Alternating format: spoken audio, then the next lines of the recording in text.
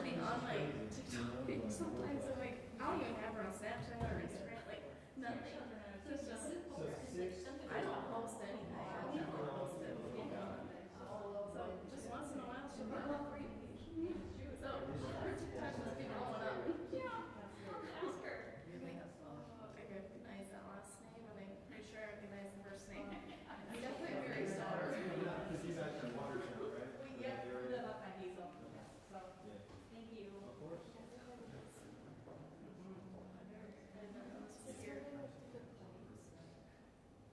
Sarah would know.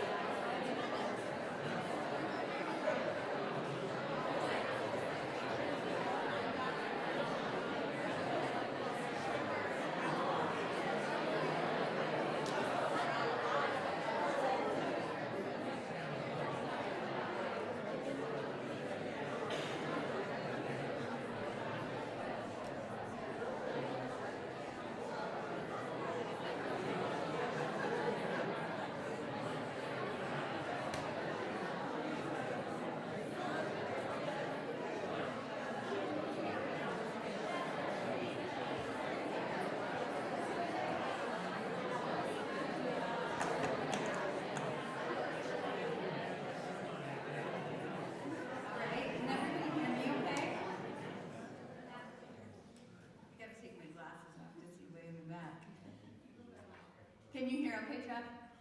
Okay, awesome. Good evening, everybody. My name is Jessica Maindering. I have the privilege of serving as the director for the School of Health and Human Sciences. And I'm excited to welcome everybody to the second half of tonight's event. The first half, as you know, we celebrated the great achievements of our faculty. And now we're going to switch gears a little bit and we get to celebrate some of our awesome students. So we have a few student presentations for all of you tonight, and these students represent the best and the brightest that we have. And I will say we have so many fabulous students that it was really challenging for us to pick tonight who would have the opportunity to speak to all of you. So the presentations that we have are quite diverse. So we get to share with you some awesome experiential learning experiences that students had that extended the classroom out into the community. We get to talk to you a little bit about some of the great research experiences that our students had, and we're also going to share some really impactful outreach in which students were out working in the communities in which we live, work, and serve. The common theme that I think you'll recognize through all of the presentations tonight is collaboration. It stood out to me so much when I got the slides today from our students. And you'll see time and time again, it's collaboration of students working within their discipline and across their disciplines, of students developing really rich relationships with faculty, and also students collaborating with industry partners, with stakeholders like many of yourselves that really believe in our college and what we're doing. And so you'll see that common theme woven throughout all of these presentations. And it's awesome to see, and I think you will be wowed by these presentations because these students really represent what we are in EHS. So, without further ado, I'd like to call our first student speaker up, who is Ashton Abraham, and she is a student, a senior now, which seems crazy, because I remember her when she first came to SDSU. She is a senior in our exercise science program, and she will start us off tonight. So come on up, Ashton. You guys can welcome her.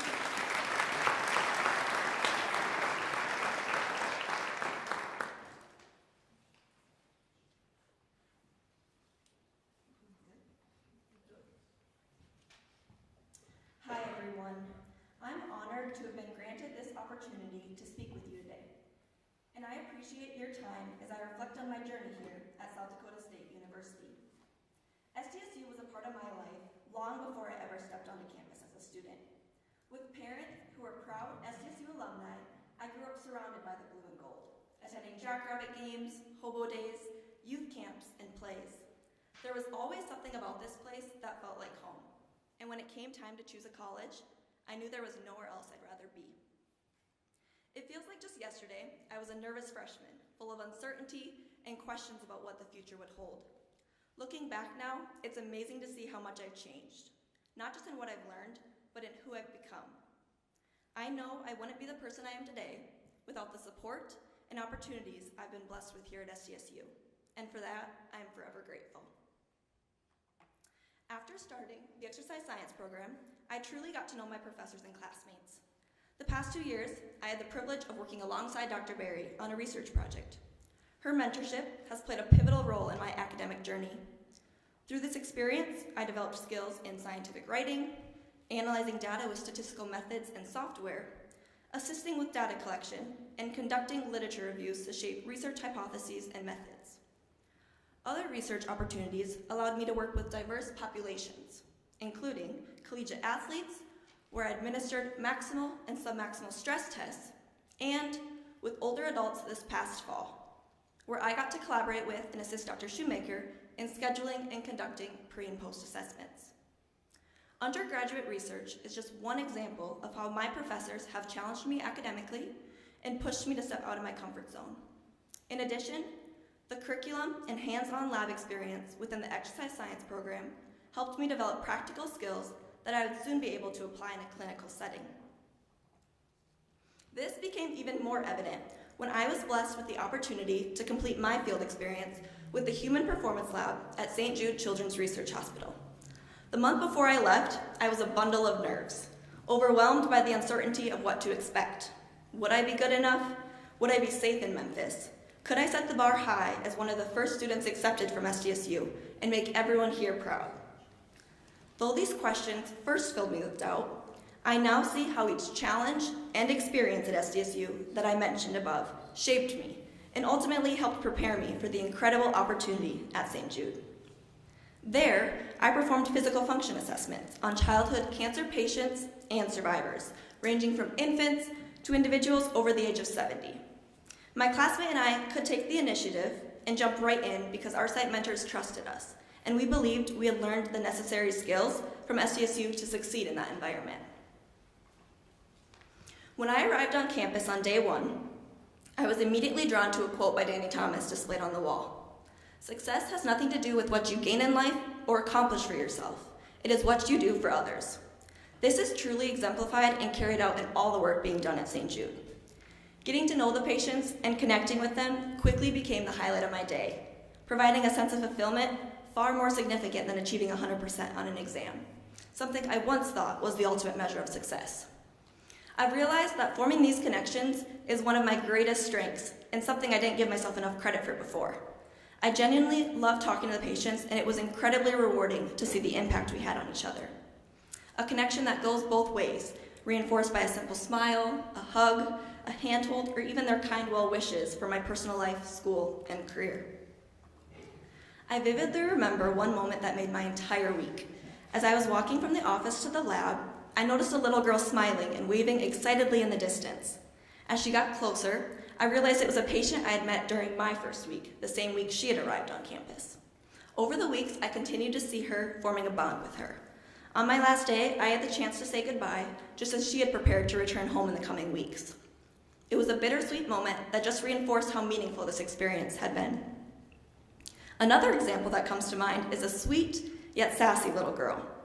At the end of her long day of appointments, she pointed at me and said, "You come over here right now," before giving me a big hug and a kiss on the cheek. Even though she tested my patience, this is a memory that will always make me smile. Although there were many success stories, and most of my time was spent with survivors, I also met a twin who had been dealt a difficult hand. His cancer continues to metastasize and his prognosis is poor. However, his twin brother is as healthy as can be. It was heartbreaking and frustrating to make sense of this, no matter how hard I tried. Yet, meeting kids like him served as a powerful reminder of the importance of continuing to work toward a cure and advocating for these children by showing compassion and empathy through service. Another key realization during this experience has been my passion for working with kids. I originally planned to specialize in neuroscience and rehabilitation after shadowing an undergrad, but this experience changed my outlook and sparked an interest in pediatrics. Seeing their personalities shine and getting them to smile and laugh was one of the most rewarding parts. This has solidified my belief that I belong in the rehabilitation field, where I can build meaningful connections with those whom I serve. What once were doubts earlier in my senior year have now transformed into excitement for what's to come. As I hope you can see from the examples I mentioned, most of the patients I met maintained an incredibly positive attitude, despite enduring tough treatments, long days of appointments, and lasting challenges of long-term effects. Cancer creates immense stress, pain, and uncertainty, often leading to extended hospital stays that put a strain on families. Nonetheless, the patients I encountered were some of the strongest, most inspiring people I had ever met. Their courage helped me to see the bigger picture and put my worries into perspective. Had I not taken this opportunity and left South Dakota, I would have never met the amazing people and patients I did in my short 10 weeks I was there. I had the chance to work with a diverse set of patients, attend Zoom meetings with professionals from 38 different countries, and room with a postdoctoral student from India. Over the past 10 weeks, I witnessed firsthand the impact we can have on others when we apply our knowledge with compassion. After hearing Dean Ortlieb's story of his cancer journey and seeing the impact St. Jude has had on him, this experience became even more special. This was a full circle moment and one I will never forget. Dean Ortlieb, along with my professor, Dr. Berry, visited my classmate and I during our final week to watch our presentations. This just further showcased the unwavering support SDSU provides for its students. I can't even put into words how amazing this opportunity was. I get emotional when I talk about it and I look back on my time spent there. I hope I was able to give you a glimpse of just how incredible this experience was and the people and patients that make it what it is. I'm now confident and ready to take on the next step in life, knowing that SDSU has equipped me with the skills, the knowledge, and the confidence to make an impact. Thank you again to SDSU and the people who have supported me along the way.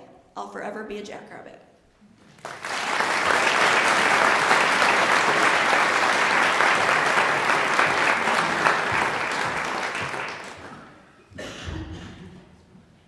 Hi everyone, my name is Zulema Meza. I am a teacher in the Sioux Falls School District, and I am so excited to share with you how SDSU is helping us shape the future of bilingual education.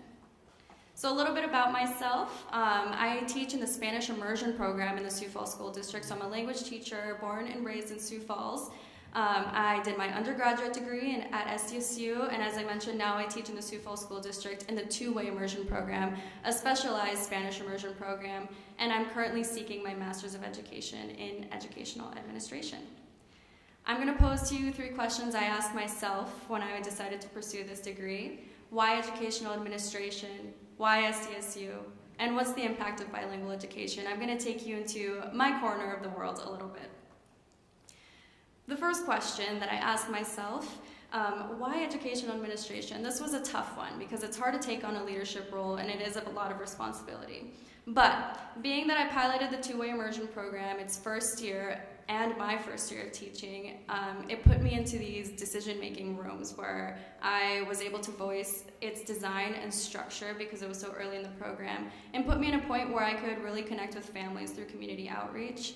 Now, this year, I'm actually a team lead. I'm the veteran teacher on my first grade team with my 6 years under my belt because I have a whole new team to lead with building information, curriculum knowledge, and all that.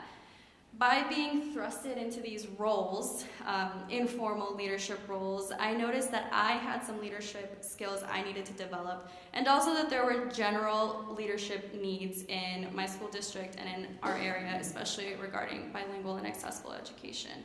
Some of these needs are intercultural competency and accessible communication, multilingual communication to enforce community connections.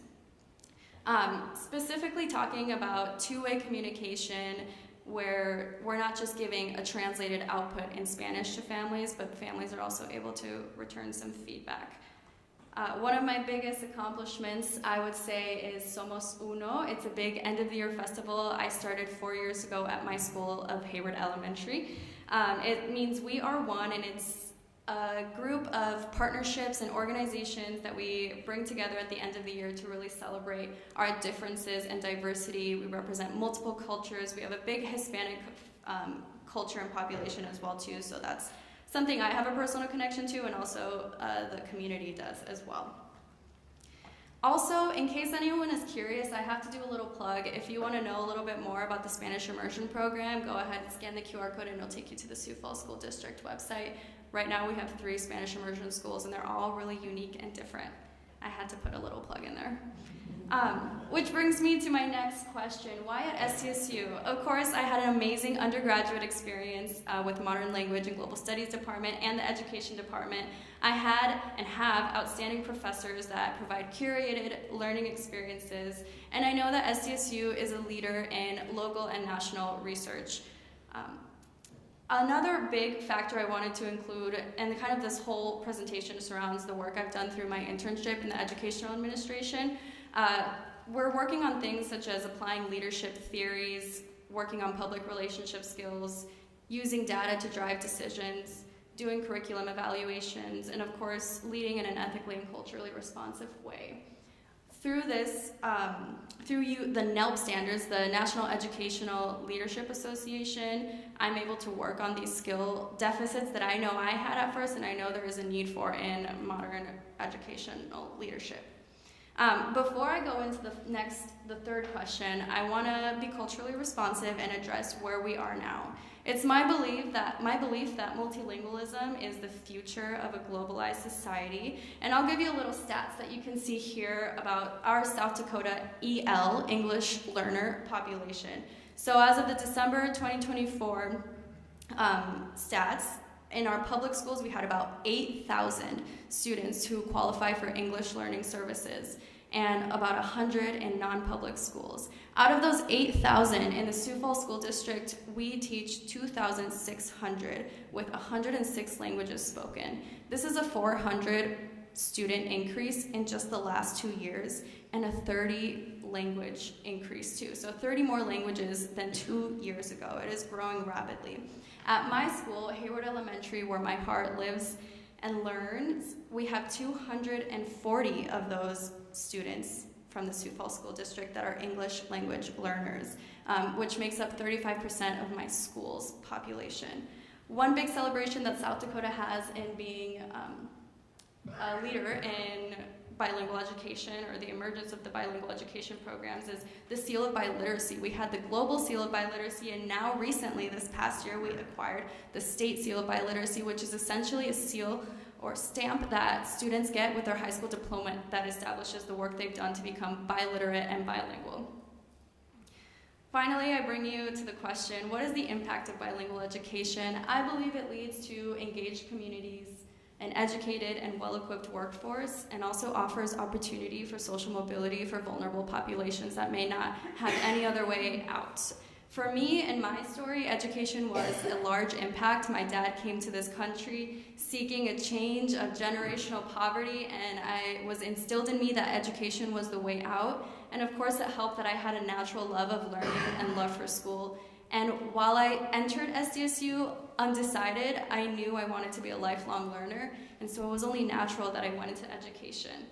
As for my future, I'm considering, with the help of SDSU, being a well-equipped leader for the modern world, not a leader of the world, but a leader in education. Hopefully, maybe a principal. I'm hoping for some district leadership position, but for now, it'll be really hard to pull me out of the classroom. Thank you so much. Thank you to my scholarship donors, and thank you to SDSU for doing everything and all of this. And with that, I will present our next scholarship recipient.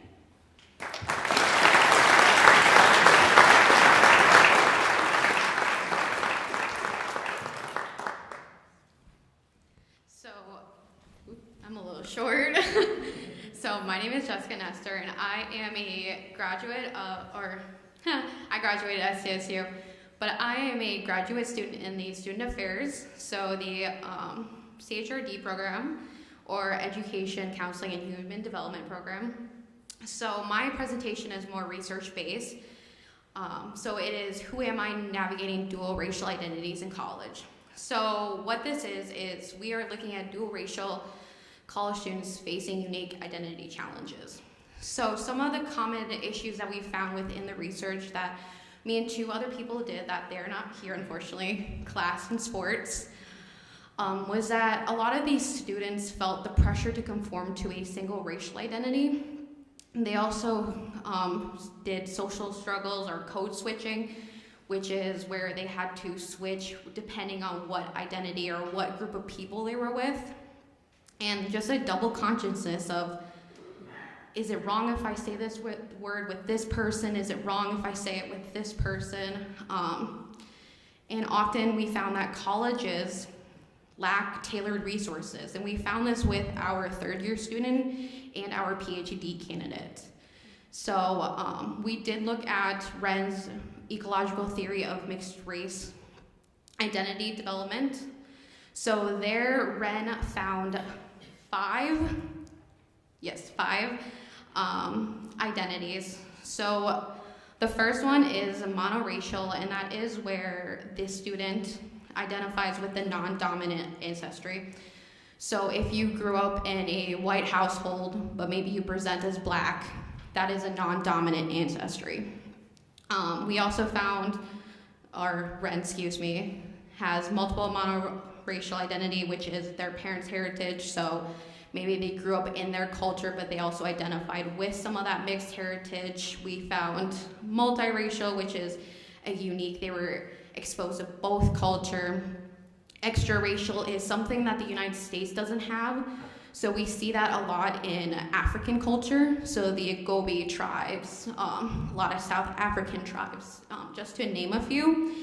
And then this is something that isn't common to talk about, but it's situational identity. It's very fluid. You don't say you have a race, but we go with the flow, as some of our interviewees say. So this was a qualitative study that we did with an IRB approval. Something that is very cool about the College of Education, Counseling, and Human Development is that we get to do research hands-on right away in our first semester. So that is what we did with the help of Dr. Ramza. And my group, was able to do 50% female and 50% male, which is very rare on its own to get 50% male.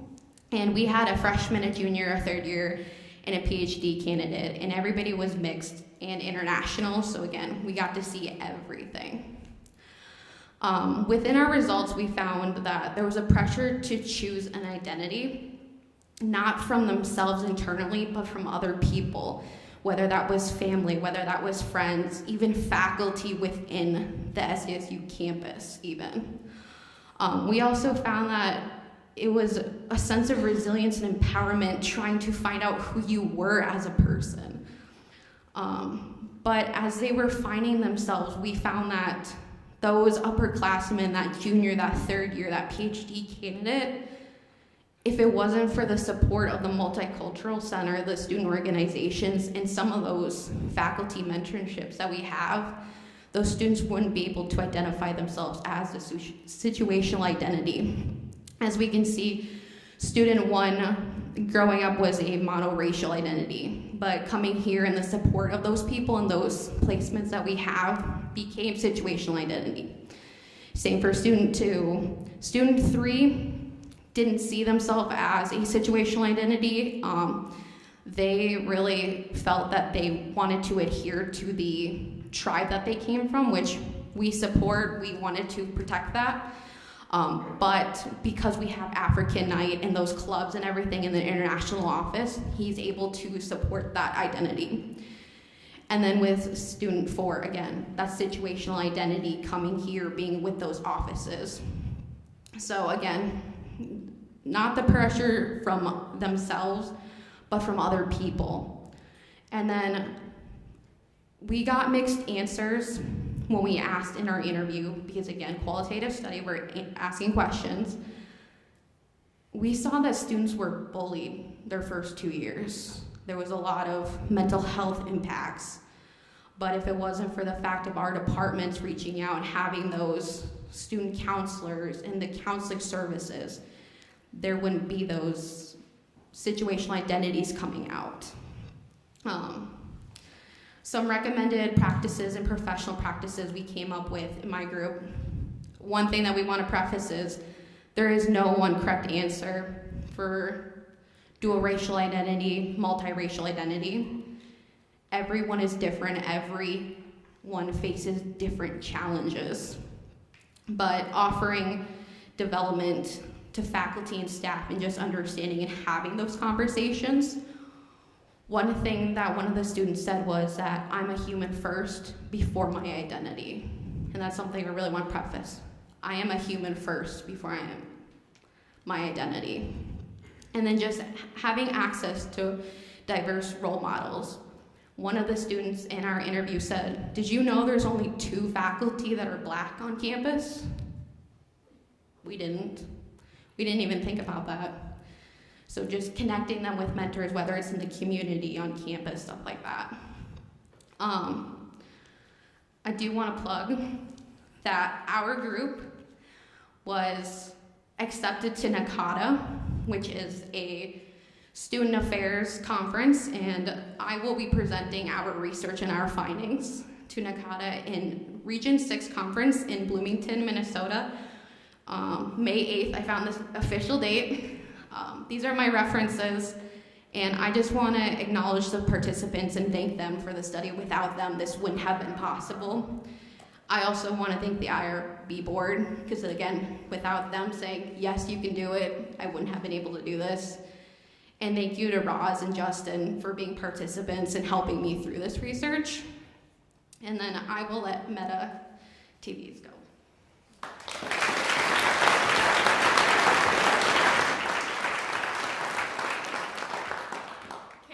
my name's Meta Tavis. I'm an ag ed junior from Jackson, Minnesota. I also double major in animal science. So the presentation you will be seeing is going to be very egg-based. Brace yourself if you're not egg related. I will be talking very eggy as well, so just heads up. So my presentation is on international experience and bringing it into the classroom.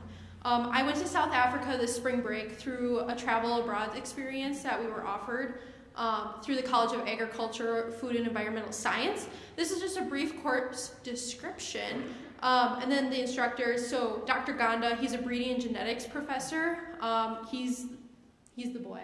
And then Dr. Bev Cassidy, she's the anatomy and vet science professor. She knew all the animals, like she could point to everything, but she's the one with the horse because obviously she's the anatomy girl. So there was a bunch of different things that we got to experience, so I will just touch on a few of them. Some tourism/destinations we went to was our first one that we ever did was a cheetah center, and he didn't tell us that they would be whacking cheetahs with a stick when we were in a car with them, so that was a little awkward, but we survived.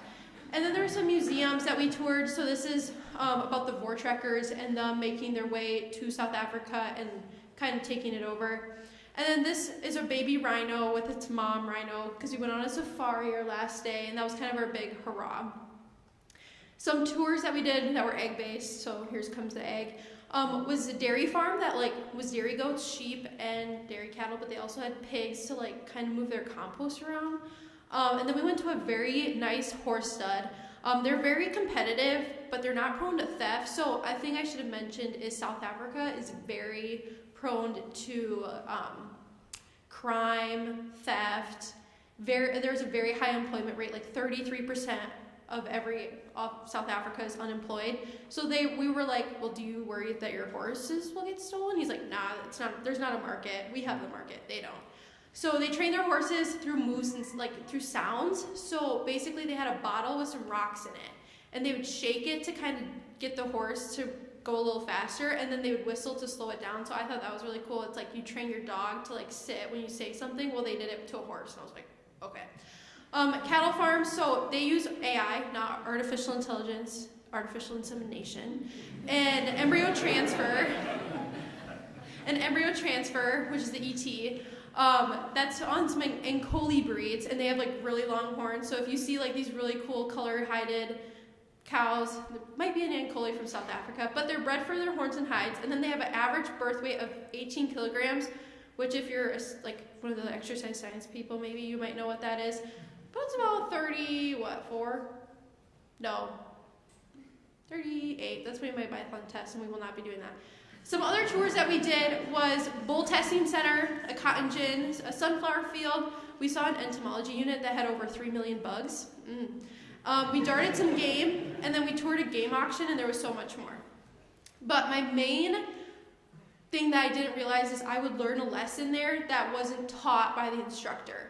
So I was kind of going in the dumps because I missed my family. It was spring break. Everybody else is on a nice vacation. I'm in the van in South Africa, and it was raining. It rained a year's worth of rain in the week we were there. And it only rains they were oh, it's only gonna rain once the whole time. No, every day. We got downpoured on. So when I go back to this picture of Ganda, that's him. He doesn't know this, but that's him standing under a big house, shed, and it's just downpouring. And he's just enjoying his life, but he doesn't want to get his ponytail wet. He has a ponytail. So, but switching my mindset from the student to teacher, I was really down in the dumps. I was there was some name throwing around on the trip. So at one point I was getting fed to a lion. I really did not appreciate it. I was told to jump out a window, and I was like, no, I'm kind of done with this trip. I'm checked out. I don't want to be here anymore. And I FaceTimed my mom, and she was with my ag teacher in my hometown. And she was like, think of it as if that was your student going through all that. And my jaw just dropped. I was like, oh my gosh, I'm going to tell my teacher, I'm going to tell Dr. Ganda what's happening, because I don't want to be told that I'm getting fed to lions, because it was happening every 5 minutes, and I'm like, I'm done.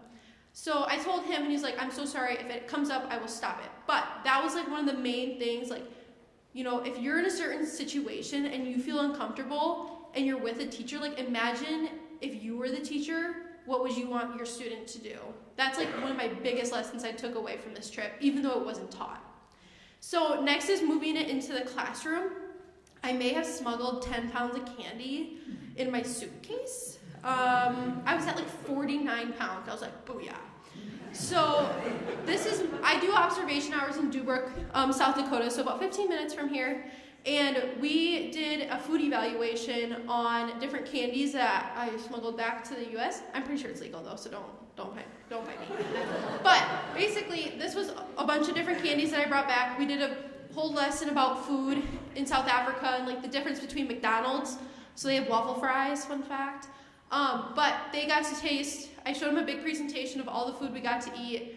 And then I had them like each get 4 pieces of candy, and I made a little food evaluation sheet for them. So this kind of this was a food science class, I should have prefaced that. This is a food science class in Dubrook, so they're already kind of learning this stuff, but I was like, you know what, I'm gonna make it fun. And basically on the sheet that they're writing on, it says like, write your opinion on the taste, texture, appearance, the aroma, and then what the candy what you would identify it as, and then your own opinion. So the students had to create their own opinion about each candy, and some of them were really good, some of them were really bad. The green one was pretty rough because it felt like you were chewing on a twig. So, but I just can't wait to bring more of these experiences back into the classroom. Thanks for listening to me rant. But if you would like to contact me about this trip or the other 2 professors, I have their emails listed. And this is when we darted wild game. So our bus driver has his tongue sticking out. I don't know if you can see him, but he's like, and then Gon is right behind me as I'm the one with the long arm. But this is when we darted wild game, and it was super fun. So if you have any questions, let me know.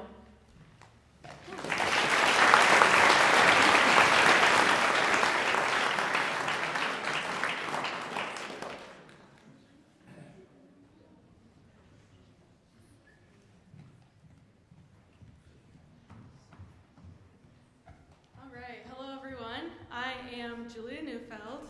And I'm Kate Anderson. And we are going to talk to you today about a little bit about HDFS and why we love our program so much. We are both sophomores in the Human Development Family Science program, and I'm also part of the Honors College. And I'm also an EHS ambassador for the College of EHS. Next, we're going to talk about what we've learned through our courses and why. So far, we've basically spanned early childhood development through gerontology, and I think it is incredibly fascinating to learn like what contributes to the upbringing of everyone and what makes people who they are, and that's something that we've really touched on in a lot of our classes. I think it is really important that almost all undergraduate students take at least one of the HFS courses because they can be so insightful into real life, and they are very, very informative. I also love all of our classes. Something I love about our program is how all of our, each individual classes kind of tie into all of the other ones, so you're able to really connect how everything relates and can be brought together into the real world. A lot of our professors also give us extra opportunities outside of the classroom to apply what we're learning, or even in class. A lot of our classes are also discussion-based, so we're able to build connections with our professors, but then also students that we'll also see in other classrooms and outside in the community. And to kind of add on to that, Dr. Crowda, that actually won an award today, she had us do an assignment where we went to the Fishback Center and we observed the kids and applied what we learned in class to the behaviors of the kids in the classroom. And I think that that is really cool because it has transitioned into my job as I watch children for a living at this point. And I'm like, oh yeah, this is great. I've learned this in my class. I think that everyone could benefit from taking one of these classes. Also, on that note, our classes push us to kind of figure out what we know and what we love to do. Every single class that I've taken through HGFS, I'm like, wow, my passion for this is just booming. Like, I have always been confident in what I want to do and who I am, but through these classes, I'm like, oh my gosh, this is perfect. This is so informative. I just couldn't be happier with the program that I'm in. I agree. Coming into college, I wasn't fully sure what program I would do, but once I came to campus and learned about HGFS, I was like, this is perfect. I am already passionate about working with children and families, and each class, even gerontology, where I don't foresee myself working with, I'm still able to connect what I learned to what I want to do in the future, and these classes and our professors really motivate us to excel. Kind of moving outside of the classroom too, Kate and I are both officers for the HGFS club here on campus, and we absolutely love that. But it is really interesting to see how the students in our program come together to do like service projects or to take trips to the Children's Home Society in Sioux Falls, and kind of see how a lot of what we learn is really applied in real life. We also were just able to put on a career panel where we had professionals from the Brookings community and Sioux Falls come and talk to students about what they're doing, what their undergrad and graduate experience was like. So it's very special and enjoyable to be able to bring this also to other classmates as we are learning it ourselves. Next, how scholarships have helped us. So on a very personal level, I like I previously said, like I'm very confident in what I want to do with my life. But to see that someone else has chosen me to receive a scholarship is like seriously the most flattering thing that I can receive. It just reiterates that I'm doing what I'm meant to do, and that I have a purpose that comes with HGFS, and for that I seriously couldn't be more thankful. I would piggyback off that. Getting scholarships for my work here, and then also specifically EHS ones, really just boosts my confidence and knowing what I'm doing is right. Yeah. Kind of along with that is it relieves this like feeling like, is my education going on the right track? And am I worried about financing my education and that sort of thing too? Like it really just nails in that we're doing what we need to do. And with that, I just want to say thank you to everyone here, especially our HGFS professors that joined us tonight. We really couldn't do it without you. You're very inspirational. And of course, thank you to the donors and all the staff and faculty and SDSU as a whole.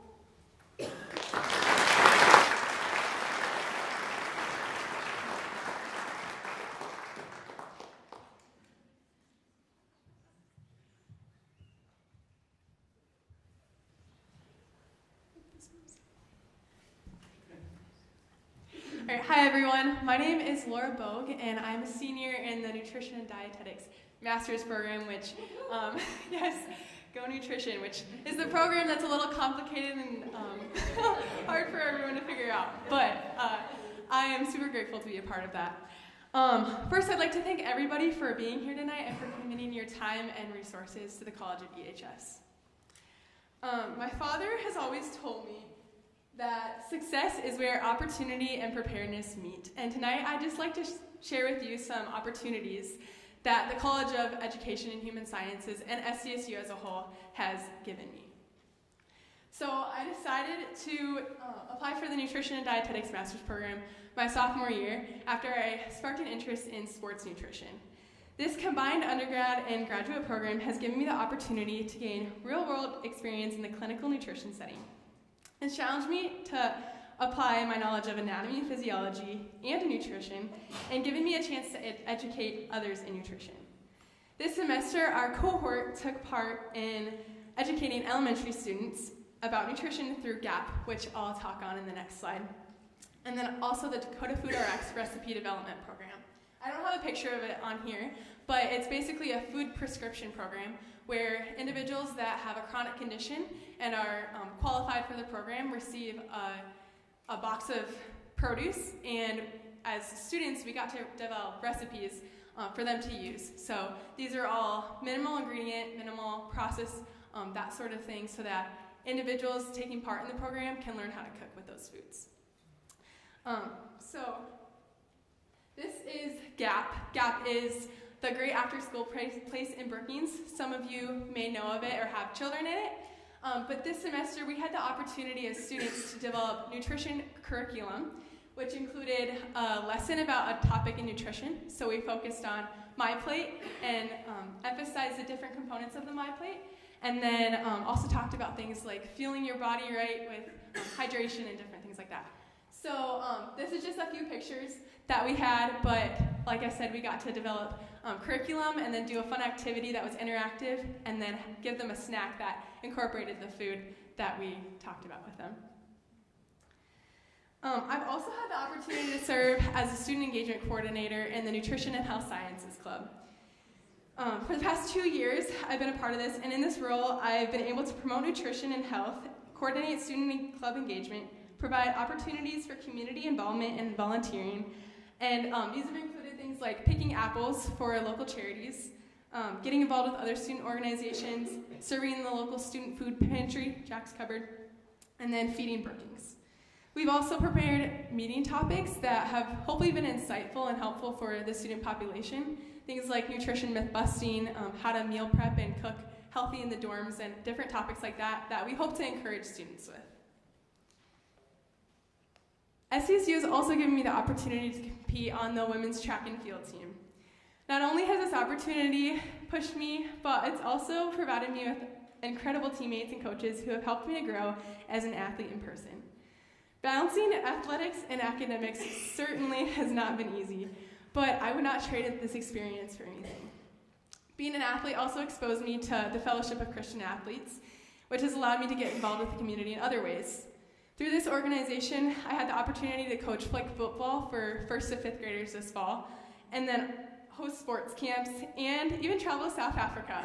Had a little bit different experience than the previous speaker, but in South Africa we got to host sports camps for the local kids in the community and learn leadership and things like that. In my first 2 years of college, I was exposed to many confusing and conflicting messages about nutrition through social media and other unreliable sources. This caused me to seek out the truth. This caused me to seek out the truth about nutrition and learn how much to eat, how to fuel for sport, and things like that. At the same time, I also observed some of my fellow student athletes overcoming some injuries, and I wondered if nutrition and underfueling played a role in some of these events. I thought, could simply eating enough have prevented these injuries or helped in the rehab process? This curiosity led me to explore the female athlete triad and low energy availability. These are two critical issues that impact female athletes' well-being, longevity in sport, and their overall health. Nutrition research, and specifically the female athlete population, mostly because of our unique female physiology, is very minimal. And so my goal with this research was to add to the existing literature and inform nutrition professionals, coaches, athletic trainers, and even athletes about the importance of adequate nutrition in optimizing individuals' health and athletic career. In this research, I'm completing it with Dr. Marnie Shoemaker. We surveyed 90 athletes, and we surveyed them with questions about the female athlete triad, underfueling, disordered eating, and then also markers of stress and recovery.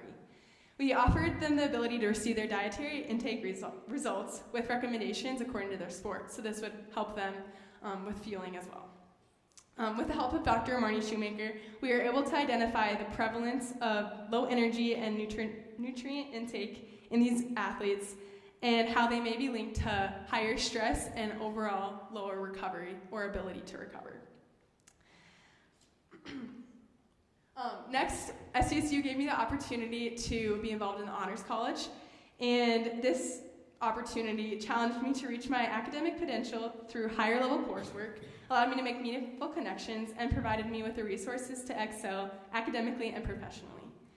Additionally, I've also had the opportunity to work as a peer educator by being an intern in the anatomy program and teaching the lab component to students, as well as being a tutor for Nutrition 315 or Human Nutrition in the Wintrow tutoring program. Finally, I'd like to thank SDSU for connecting me with mentors, coaches, and professors who have invested in me as a student and athlete. Specifically, Dr. Marty Shoemaker guided me along the research process and served as an incredible mentor and resource for my honors capstone project.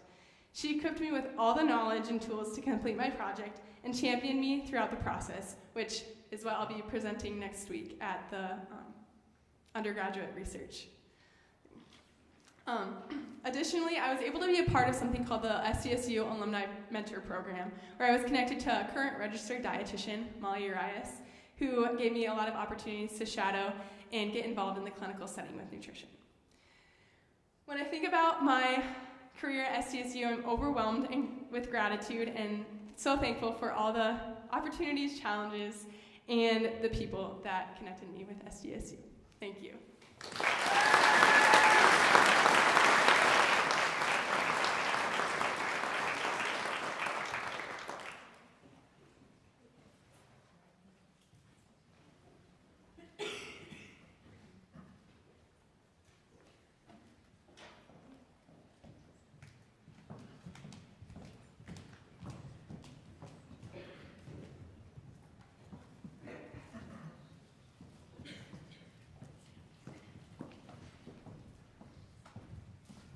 Okay, hi, my name is Morgan Kleitz, and I am an ECE major, and I'm part of the group of teacher candidates that went to Norris Elementary as part of our practicum experience. And firstly, we want to thank Dr. Carrie Green for making this possible with the help of the Wikini Challenge Initiative grant. Okay, this is where we are. Firstly, I, myself, Morgan Kleitz, Addison Cook's house, and Shayla Rainford were placed in the kindergarten classroom and got to interact with the kids and the teacher. It was truly an amazing experience, and we really enjoyed all of the things that we learned and the differences of culture and perspectives throughout this entire. We were allotted to teach a PE lesson, a science lesson, and even teach some of the curriculum that the teacher uses daily in the classroom.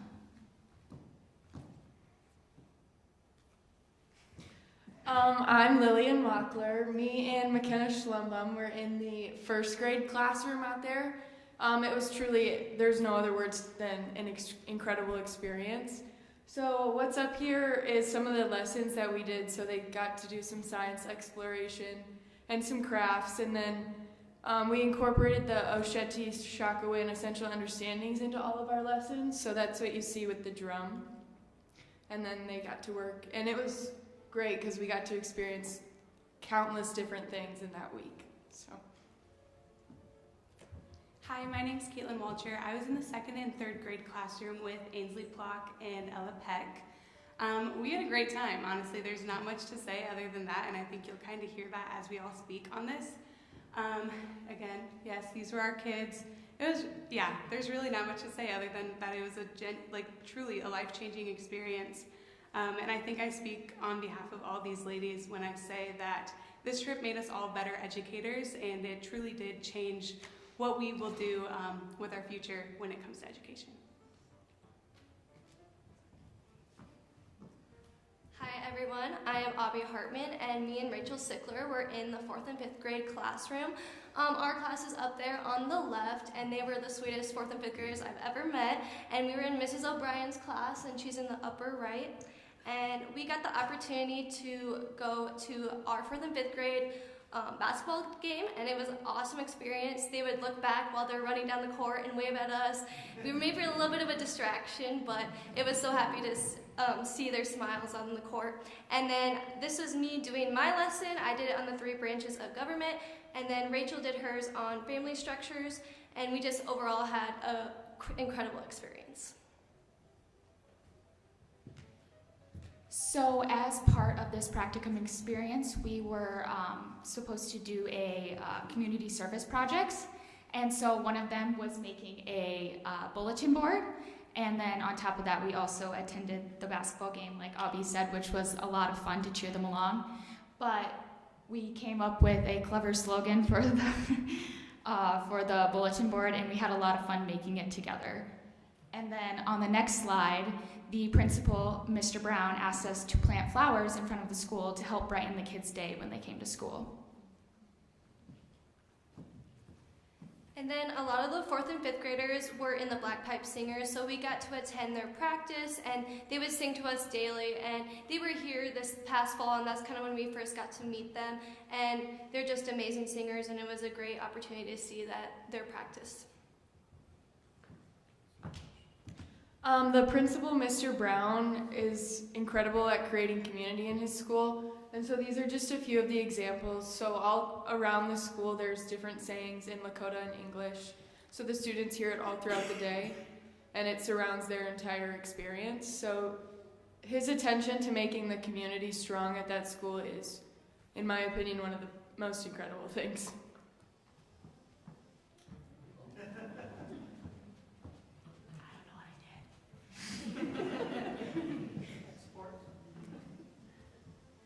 Sounds like a rocket. All right.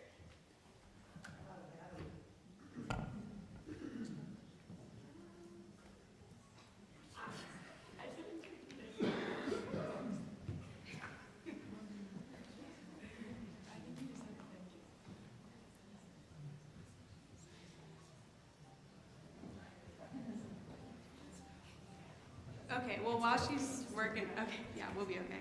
The last slide is just a picture of the whole school, and then also Carrie's in it, Mr. Brown's in it, and then Barry Dunn actually came out, and he hung out with us Monday and supported us, and we were able to honor him, and the kids sang over him, and then also honored him with the star quilt, which, if you don't know, is a beautiful quilt. The 8 points stand for the 4 cardinal directions, and then the 4 phases of life, which would be childhood, adulthood, infancy, and old age.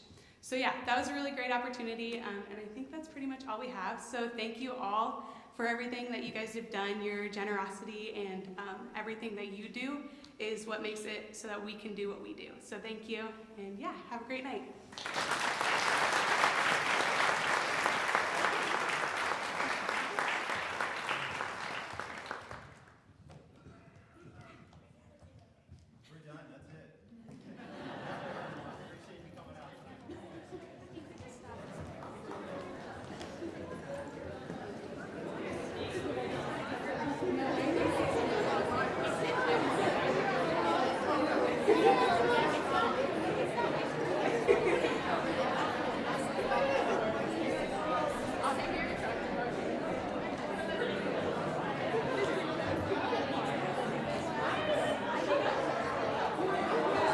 Thanks again, everyone.